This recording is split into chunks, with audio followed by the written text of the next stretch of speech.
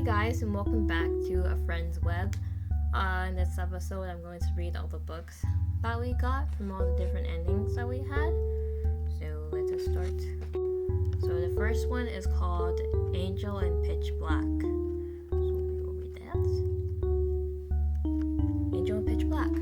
The story is about an angel dressed in a pitch black suit. Apparently, back in heaven, he's some sort of war general, and he's very destructive and powerful. War angels are usually battling against the heirs of the Eternal, the realm. I don't really understand what he meant by this, but heirs are the bad guys. Some heirs are present in the mortal world too, but that's a task of a different type of angel. Also, heirs are quite rampant in the Eternal more than in the mortal realm. Demons like to slack around and are actually very lazy, so the angels are actually the only ones working. Alrighty. But then there came a period of time where there were almost no heirs in existence. The war angels had nothing to do, no work to busy themselves with, so they had two choices: become a demon or enjoy not working, or roll reassignment and continue working. The main characters chose to shift roles from a war angel to a guardian angel. Part A. The first two humans he was assigned to watch over were two scums, Apple and Orange. They both suffered horrible childhood and grew up into terrible adults. Apple used to be a drunkard, like my pa. He was constantly causing trouble and getting under huge debts. When the pitch black angel gave him hope, secretly leading him to land a job and meet the right people, Apple's living condition was better. He had a healthy body and a warm home, and his relationship with his peers improved. This was a good thing for the pitch black angel. Evil humans are prone to becoming heirs. I think he mentioned that demons are also prone to becoming heirs, which is why they're not supposed to be in the human world, but I might have remembered it wrong.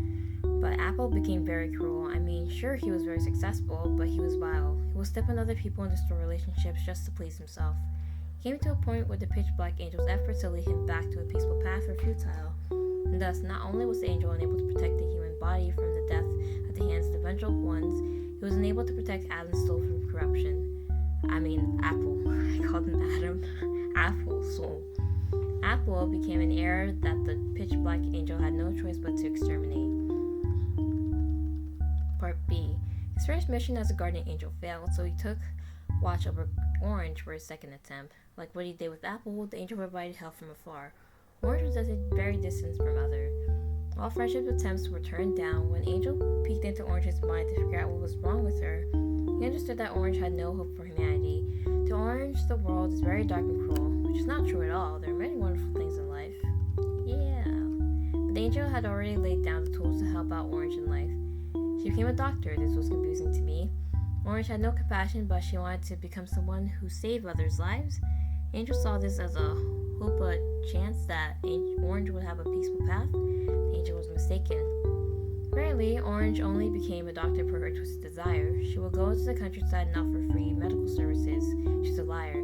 Those services weren't for free. She would collect her patients' eyes for no particular reason aside from admiring them. And she did this for more than 10 years. You let her go on with this for 10 years? The angel was distraught. He regretted providing her with tools, but he knew that he tried his best to help her. Orange was killed by a vigilante who was the very same colors as her along with black. Moments afterwards, she became an heir. Part C. Some of the angels back in heaven found it unbelievable that both of the pitch black angels' humans became heirs, as they were not common in the mortal realm. Rumors about the pitch black angel being an heir magnet started circulating in the Eternal. Of course, those were not true, but the angel felt useless as he was unable to protect something as simple as protecting human beings. He'll take on another mission. If he fails, it will be his last mission. We would convince everyone that he's indeed a stroke of bad luck for mortals, but if he succeeds, it will prove everything wrong about him. He'll get back the respect that he once had when he was a war angel. I think it was terrible of everyone to start these rumors about him in the first place. The third human who was assigned to watch over was Blueberry. I like this name. I like Blueberry. He suffered a terrible childhood, like the other humans under his watch. But the one different thing about Blueberry is that he sees positivity in life. No matter how terrible he was treated, Blueberry has hope and love for the people around him. He was patient with other people, but that doesn't mean he was free from corruption. Blueberry wasn't clean. There was something wrong with him. He itched to watch flames dance. Quite understandable. The angel was sensitive about this one. He fell in love with the human's love for his fellow mortals. I cannot read. which is why he'd do anything to make Blueberry live a peaceful path. And so Angel begged the father to let him physically support Blueberry. Seeing the pitchback Angel desperate, the father granted his request. I think my friend said that there was no need for permission since father is very considerate, but it has something to do with politeness, I guess. Blueberry is finally having his own friend, his very own guardian Angel. Angel did everything to protect him. He created his own group of people who would love and make Blueberry happy. I know that's bad. A little paradise for him. Everything was wonderful. Blueberry is safe, happy, and well loved. Though it's kind of sad that those people aren't real. Until a demon emerged. A demon wasn't supposed to be here. The angel could have easily sent the demon back to Eternal, but Blueberry had already made friends with her. What made it sad is that the demon got corrupted and destroyed the entire country. The angel killed the error. Though he was successful in protecting Blueberry, he failed as a war angel from preventing the error from causing havoc in the moral realm. He went back to heaven and was reassigned to a different line of work. I guess this is kind of disappointing and sad. I don't like this story at all, but according to my friend, a lot of people like this one. He constantly gets praised for it. I guess I'm just not the target audience. That was depressing. I liked the story though. It was fun. So these are the stories that their friend wrote. Next one is The Princess of the Sea of Pearls. This story is about a very cheerful princess who lives in the Sea of Pearls. One day, a great tragedy struck her kingdom. Pollution spread and the people were poisoned. The princess was lucky because a handsome young human was able to save her when she was drifting near shore. Since the princess could not go back to the polluted Sea of Pearls, she decided to stay with the handsome human. He was very sweet to her. He showed her a lot of things that humans enjoy, and in return, she became fascinated with them. Her feelings grew and grew until she was able to confess her love to him, to which he reciprocated. It's full of romantic parts and very tooth-rotting stuff. I thought they were adorable. But I won't elaborate much on it. There was this other girl who was a childhood friend of the young man. She's jealous that the handsome young man loves the princess, not her. He's now allowed to love both? The sad part of the story is that the young handsome man was actually the cause of her home's destruction, as his family's business would dump their waste into the ocean. Alright, another sad one. The rats were washing. Why rats? The story is still quite confusing to me, even if it was explained in the simplest way possible. I think it's about a group of men wearing black suits and carrying guns. It's pretty much a mafia story. I'm not really interested in these kind of things, but I still listen to this one. Of course, I'll listen to everything he says. The story begins with Leo, the main character and the boss of the scary group, took in a child named... I'm just calling him Cyrus. I don't know how to say that. I don't know how to say that name. I apologize. He raised Cyrus well, treated him as his very own son. Cyrus was taught how to fight, and he was very knowledgeable. The family admired how he gathers his intel and how he leads people. Until one day, certain circumstances led Leo to believe there was a rat in the group. No, that type of rat.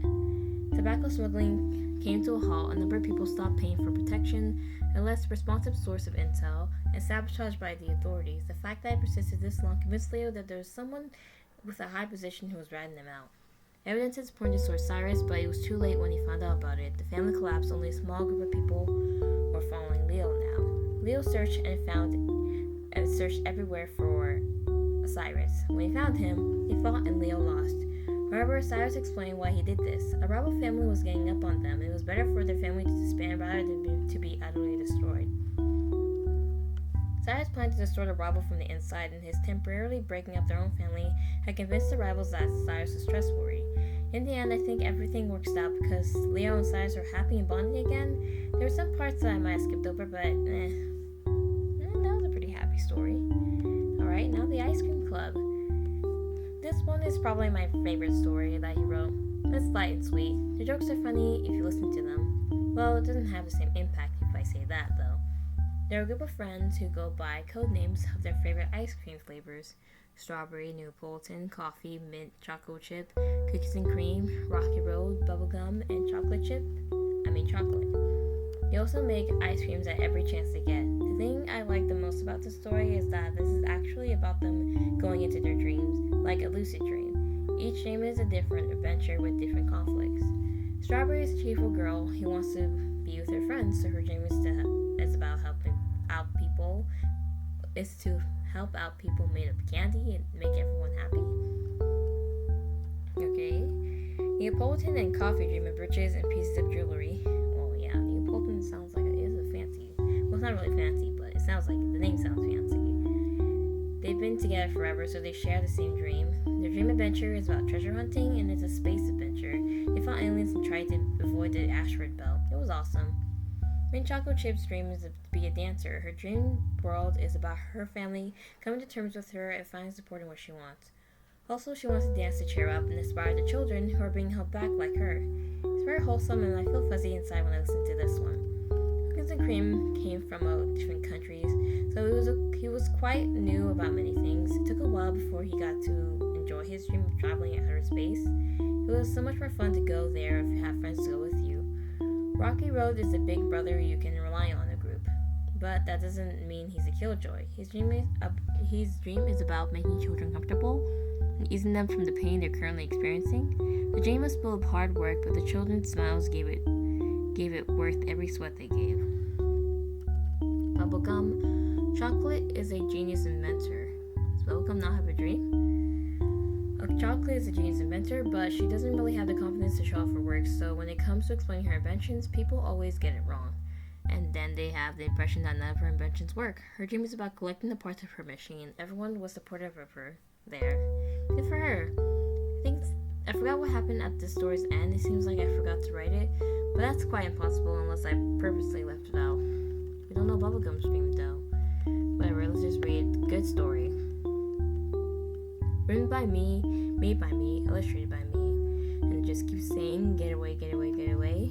Stop speaking, stop it. Please stop, I don't want to hear it. I don't want to. Please stop it. Please stop saying that, please.